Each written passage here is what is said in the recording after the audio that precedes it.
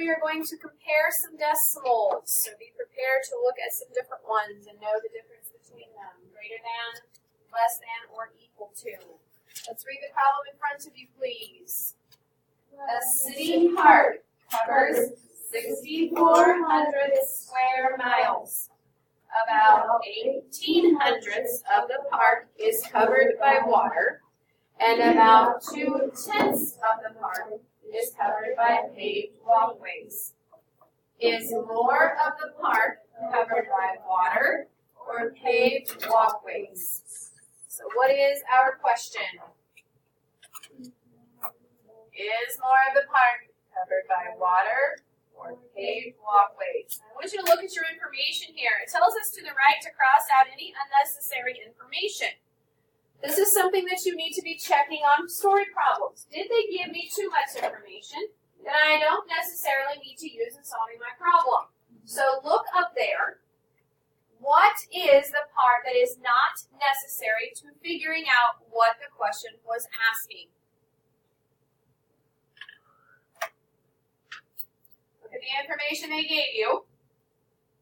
And what am I going to cross out? So that is telling you what? Okay, that's telling you what the park is covering. What's the question asking of us? Is it more of water or paved walkway? So is it asking us for the total amount of square miles? No. So you're going to take your pencil and you're going to draw a line through this sentence. We do not need it. That was just extra information it gave to us. So then what are the numbers we do need to use? Red. Good. 1,800s. What else? And 2/10. So over here it asks us what we need to find. We need to find if more of the park is covered by what? What is our question asking us? So covered by water, or, and we'll just put walkways. So we don't have to put paved walkways. We understand what it's meaning. So what do we need to find? We need to find out if more of the park is covered by water or walkways.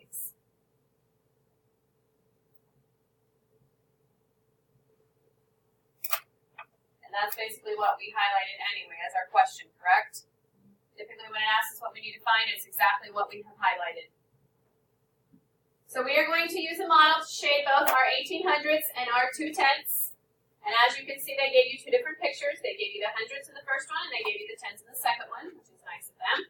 How much of this first one am I going to shade? 18. 18 what? 100. Which means I'm going to shade how many full 10 lines? One, and what's going to be in my next one? 8 of them. So you will leave 2 of them open. Guys, we need to remember that these are counting by what in each line? Tens. So that will help us out a little bit. So you're going to shade 18 of the little boxes, the whole first row, followed by 8 of the next one. And then, looking at my tenths, what am I going to shade here? 2 full ones, right?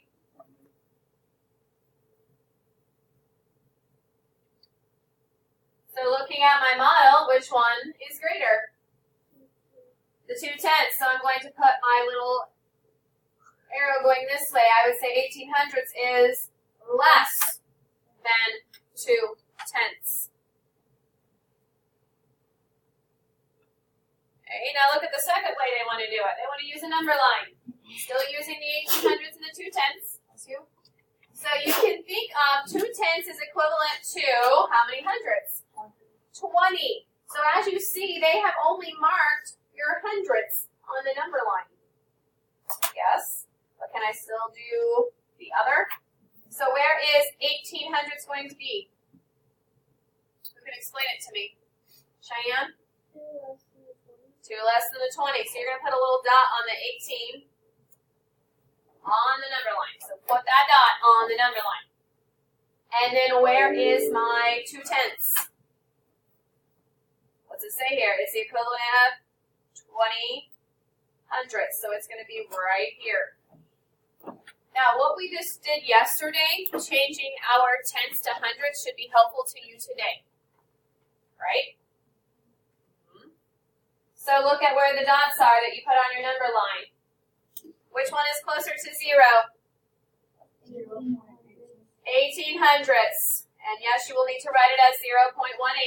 It is closer to 0, so that means that 18 hundredths is less than 2 tenths. Guys, we need to be able to read these. So when you're looking at these numbers with decimals, we need to be able to read them in hundredths and tenths. Okay? Then it says to compare equal size parts. So we know that this stands for what? 18 hundredths. So that means that the 2 is 2 tenths, which can be equivalent to how many hundredths? 20. So look at that. 18 hundredths is obviously less than 20 hundredths. So that means 18 hundredths is less than 2 tenths. So more of the part is covered by what? Paved walkways. Since they started with that, we'll end with that.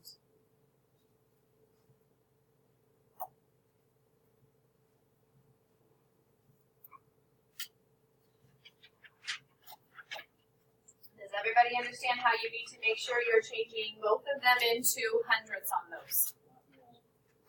You can change your tenths into hundreds. You should easily be able to look at the difference between the two. You have that written, flip the page.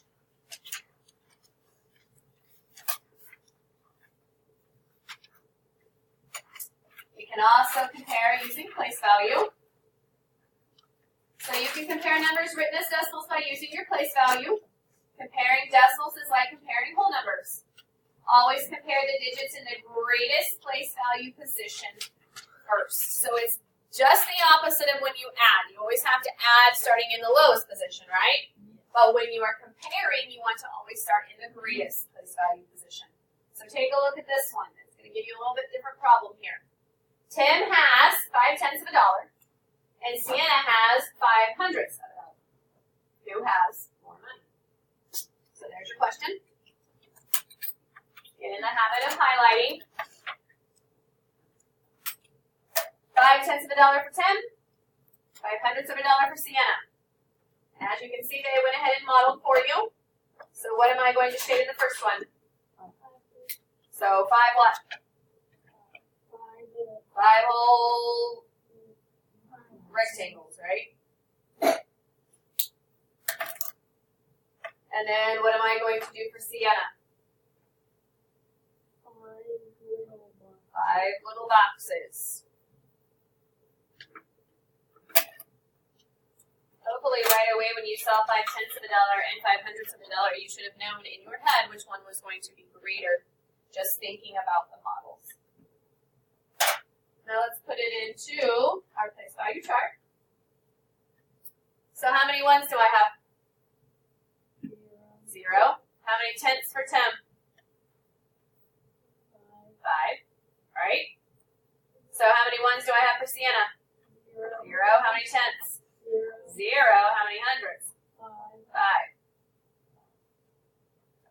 So the digits in the ones place are the same. Compare the digits that are in the tens place, because as we talked about, we want to do it in the greatest position, right?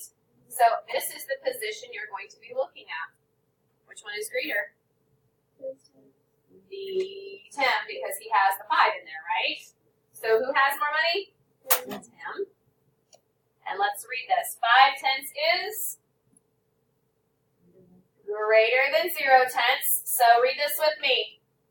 5 tenths is greater than 5 hundredths. I don't want you to read me 0.05 and 0.5. I want you to read it to me in tenths and hundredths. Okay, let's read that one more time. 5 tenths is greater than 0 tenths. So 5 tenths is greater than 5 hundredths. Very good. That was a lot better. So this next question. Compare the size of 1/10 to the size of 100. And then how could this help you compare the 5/10ths and the 500ths? So think of that, 1/10 versus 100. I want you to picture this in your head. Which one's larger? The 10th, right? If you think about, if I have these, if I color a whole 10th, it's going to be larger than coloring just one little box of 100, right? Okay, so 1/10 of a whole is larger than 1/100th of a whole.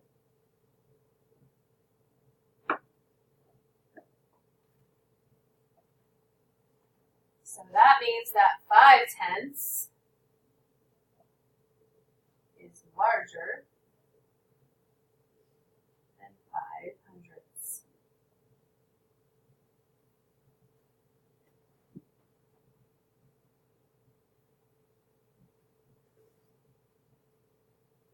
So 1/10 is always going to be larger than 100th. So if you have 5/10ths, that's going to have to be larger than 500ths.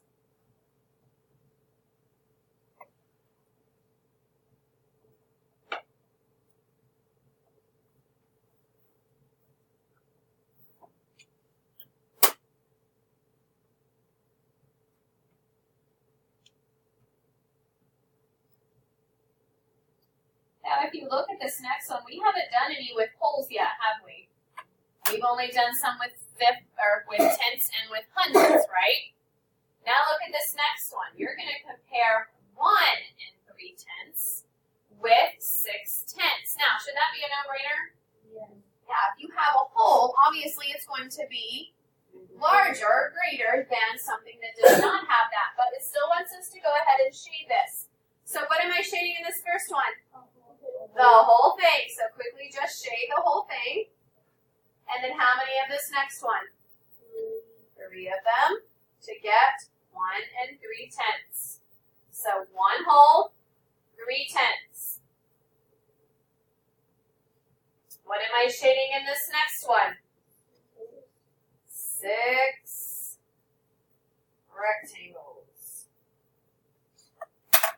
So take a look at the difference between the two.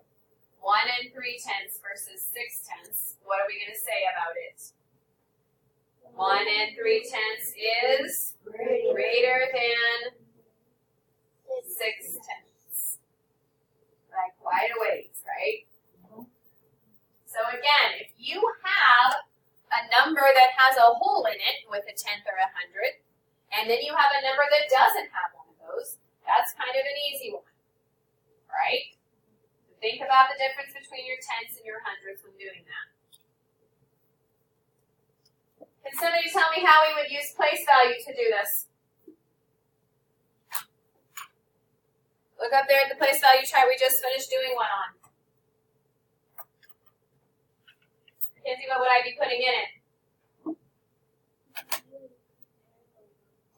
Right, you would be comparing this place here this time, right?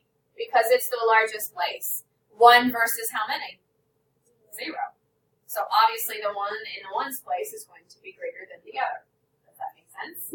So if she was doing this, she would put a 1 decimal point 6, or excuse me, 3, and then what would go in the next one?